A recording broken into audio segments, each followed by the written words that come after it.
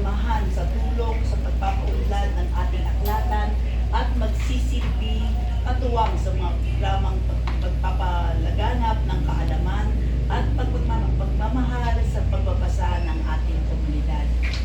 Upang pangunahan ng ating panunumpa ng ating mga opisyal, malugod po nating inaanyayahan ang ating inducting officer, si Captain. Ayun, natawagan din po namin ang mga officers, President Elmer Reyes, si Vice President Eloisa Igon, Joan Francisco, Diyan ko binigay po yung papel. Babasahin po nila. Opo, ayan. Si Treasurer Maureen Fernandez, ang ating Committee on Organizer, Michelle Chico, members.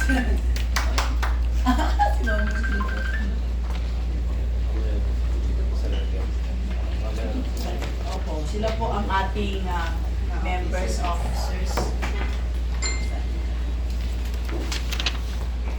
Ito po yung kanilang panunumpa. Ito po yung pagsasabi. Ito po yung ito po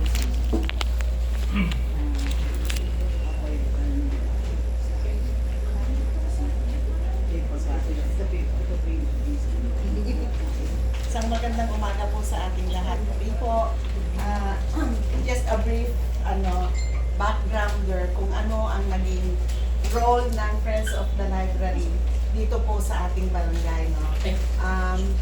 Kami po yung mga kauna-unahong mga officers dito at gaya ng sinabi ko, napakaswerte po ninyo kasi nung kami ho ang nakaupo, nung kami ho ang mga officers ng Friends of the Library before, ng mga upuan, ng computer, ang mga books very limited. Tapos ang mga bata ko ay halos hindi nila alam kung ano ang library. So we had to introduce the library. Nagkaroon po kami ng mga information drives. At ang pinakamahalaga po doon, ang mga officers po played a great role in building up. Sabi nga po ni Sir, no, it takes a village to raise a child. So, hindi ho lamang ang magulang, hindi lamang ho ang guro, hindi lamang ang library ang nagmo-mold ng isang bata, ang nagbibigay ng kaalaman tungkol sa kung ano-ano ang mga dapat nilang matutunan sa mundo ito. Ang sinasabi po ni Sir Laksamana ay sama-sama po nating arugain, sama-sama po nating palaguin ang mga nalalaman at mga kaalaman ng mga kabataan. At higit sa lahat, sama-sama po natin silang palakihin na maging magalang, maging magbigay ng respeto at yung urge nila to learn, dapat i-cultivate po natin yun, palaguin po natin yun. Dapat isa ho tayo sa mga nag-i-encourage dito sa mga magulang at sa mga bata na mag-aral. And yung nakaraang talk po about the library po, ang sinasabi ko, kasi ang laging sinasabi ng mga tao po ngayon ay, meron namang computer sa computer na lang tayo. So I mentioned na paano kung nawala ang kuryente natin? Paano kung nawala ang mga pangangailangan natin na pwedeng ibigay ng computer? Katulad po ngayon, ayan, nangyari na yung sinasabi ko. May global crisis po tayo. Anytime pwede hong mawala yung mga ginagamit po natin ngayon. Hindi po ba? And so where do we go back? Sa library po tayo. That's why it's very important na malaman po natin, especially tayo mga magulang, kasi tayo magsasabi sa mga anak natin na gamitin po natin ang library at matutong magbasa ang mga kabataan. So with you as officers, we like to thank you at alam po namin na may pagpapatuloy po natin yung mga adhikain po natin na matuto ang mga bata. Noong panahon po namin, isa sa mga proyekto po namin ay yung library sa labas. So we brought out books during summer. Naglagay po kami ng chairs and tables dyan, tutorial and everything. So nakikita ng mga nagdadaan, anong ginagawa ng mga tao dyan? So they became curious. And so, nung nakita nila may mga bata, pwede palang pumunta dyan. Di po ba? And one thing na in-encourage ko po, kahit na nung nasa presidente pa po ako ng Esteban Abada Elementary School, and we had this, yung books for, galing ko sa, sa Amerika, yung mga books, Yan. Yeah, oo. Ewan ko if it will be applicable dito sa ating library. Noong yung presidente po ako sa Esteban, in-encourage po namin ang mga bata to bring home a book once a week. Pinahihiram po namin yan sa mga bata. Never mind if it gets lost. Walang pagbabayari na bata. So, kasi noon, baka mawala lang ng mga bata yan, magbabayad pa kami, no. So, noon, in-encourage talaga namin, bring home a book. Tapos, ang patakaran ho namin, pag hindi na isoli ng bata, nawala ng bata, it's okay. Marami naman tayong pagkukuhanan ng resources natin. So, we had drives that people donate books. So, napapalitan ho yan. Huwag ho tayong matakot na mawala. Hindi ko alam kung applicable dito po yung nagpahiram ho tayo ng libro tapos nawala pa pagbabayarin natin. But in Esteban, in-implement po namin yan. So, siguro ho yung mga bata na pumupunta dito, encourage natin na magdala ng isang storybook. And then when they bring it back, tanongin natin, ano natutunan mo? Nabasa mo ba yung libro? Ano nangyari kay ganito? Yung sa mga characters. In that way, na-check ho natin kung talaga hong nagbabasa yung mga bata. Di po ba? So one way of encouraging them to read and to expand yung vocabulary po nila. So whenever I join the storytelling sessions, dalawa ho ang ginagawa ko. Kung English po yung aking binabasa, i-translate ko po yun sa Tagalog. Because not all children can comprehend kung ano yung, o can understand kung ano yung sinasabi natin sa English. So, slowly, pag halimbawa sinabi mong, he picked up the stick. Ano yung pick? Ano yung pick up? Yung ibang bata hindi po nila naintindihan yun. So, yung vocabulary po nila na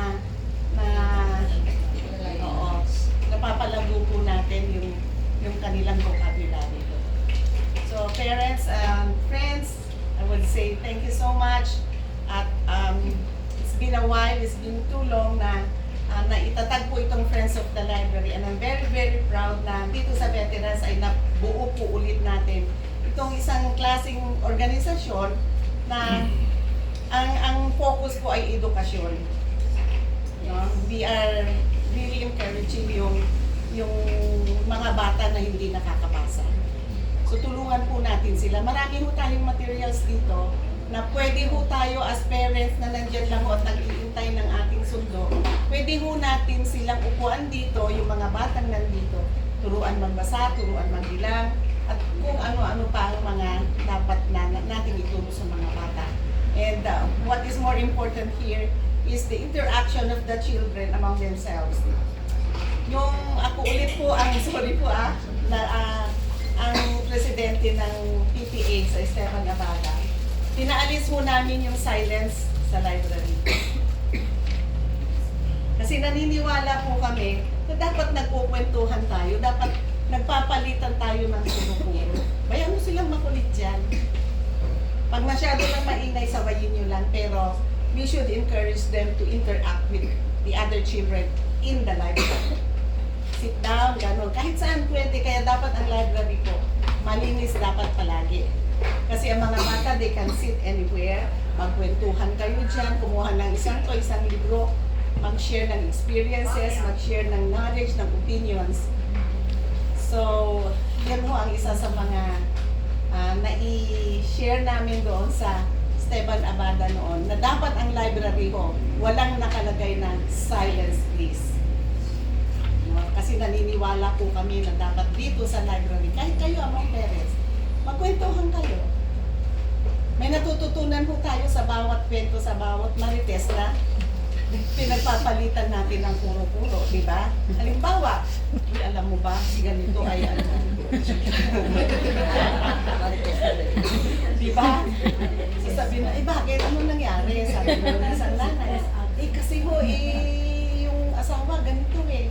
So, even among yourselves, halimbawa yung mga bouncy cases, nakaka-relate ho kayo na, alam mo ba, binubusi ganito, bakit? Ano nangyari? Turuan natin mag-report sa barangay. Di po ba? Na i-educate natin ang bawat isa at matutulungan din po natin sila sa mga problema. May ang dalawang sides so ang marites eh. Isang marites na nakakasira at isang Marites na nakakatulong. Tama. Diba? Doon tayo sa nakakatulong. No, wag mo nating gibain ang isang tao nang hindi niya alam, nang hindi niya naipagtatanggol ang sarili niya. So halimbawa yun, Bausi, binubusi. Alam mo ba paggabi? Binubusi ganito. Yung kaibigan natin. Ano nangyari? Iyak na iyak. So, halika puntahan natin, turuan natin. Or sabihin natin na may pag-asa, meron pang barangay, may paraan na pwede nating pigilan ang violence against women. So dito pa lang, nakaka-relate na tayo, di ba? Marites na nakakatulong. And so we go on with our induction of officers. So let's raise our right hand. Sir Laksamana, may we invite you to come over and all the kagawad who are here today to witness the oath-taking of the officers of the Friends of the Library of Barangay Veterans Village. Itaas po natin ang ating kanang kamay. Ako sabihin ang pangalan, na nahalal bilang sabihin ang posisyon ng Friends of the Library ay taimtim na nanunumpa na aking gagampanan ng buong katapatan at kakayahan ang mga tungkulin ng aking katungkulan. Ako ay maglilingkod ng may integridad, dedikasyon, at malasakit upang makatulong sa pagpapaunlad ng aklatan at sa kapakinabangan ng komunidad. Pangangalagaan ko ang mga layunin at adhikain ng Friends of the Library at makikipagtulungan sa aking kapwa opisyal at kasapi upang mapalaganap ang kaalaman, pagbabasa at serbisyo sa aking pamayanan. Ito ay aking pinapanumpaan ng buong puso at katapatan. So help me God. Yan. Congratulations po. Congratulations po.